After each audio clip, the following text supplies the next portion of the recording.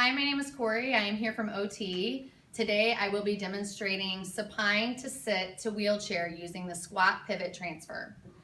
I am standing on my client's affected side. She has had a stroke and has hemiparesis to her left side, so that's the sign that I'm going to stand on. The first thing that I'm going to do is I am going to bend the client's knee on the left side, and then I'm going to have her lift her opposite knee if she can. I'm there to support her if she needs it. I am then going to put my left hand at her knees and reach behind her shoulder. My legs are staggered. My left leg's in front a little bit, and I have a nice squat position here so that I don't bother my back. I am going to have my client roll towards me on the count of three, or on three. 1, 2, 3. We're rolling. I'm rolling her towards me, so I am her new rail. Her strong side is her right side. So when we come all the way up into a seated position, she is going to help me by using her right arm to push up. So the first thing I'm going to do is I'm going to bring her legs off the side of the bed. And I really want to make sure that I let them drop pretty far so that gravity is going to it's going to help get her up into the seated position. Then I'm going to place my left hand at her hip and slide my other arm underneath her head. Again, my knees are bent. I have a nice stable base here, and on the count of three, or on three, we're going to sit. 1, 2, 3. She's using her strong side to help sit up.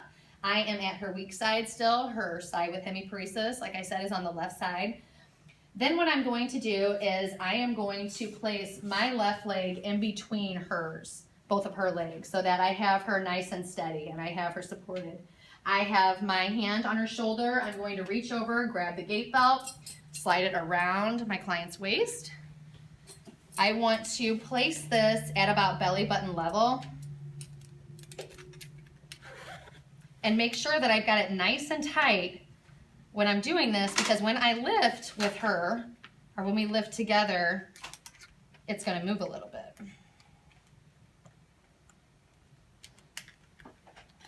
Okay, so I've got this on. How's that feel? It's good. Okay, I'm going to go ahead and just tuck this in here so it doesn't get in our way.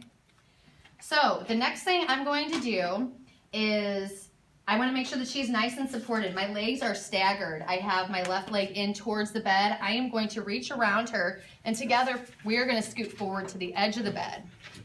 There we go. So her feet are nice and flat. They're planted on the floor, and she either has on shoes or no-slip socks for safety reasons. So what we are going to do first is we're just going to shift a little bit towards the wheelchair. So together on three, we're going to just pick up and pivot slightly towards the wheelchair. 1, 2, 3.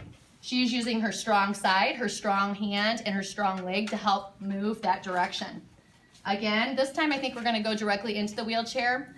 On the count of 3, 1, 2, 3, pivot, and in she goes. I'm in a squatted position. She's in her wheelchair. I did remove the arm on this side so that we could get her in correctly. And I do have that right over here, so we would put that right back on for her.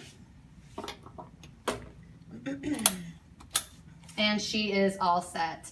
That is how you do the transfer. Indications for this would include someone who's had a stroke, someone who has hemiparesis, weakness. They have decreased strength. They have decreased endurance, and they have issues with their static and dynamic balance.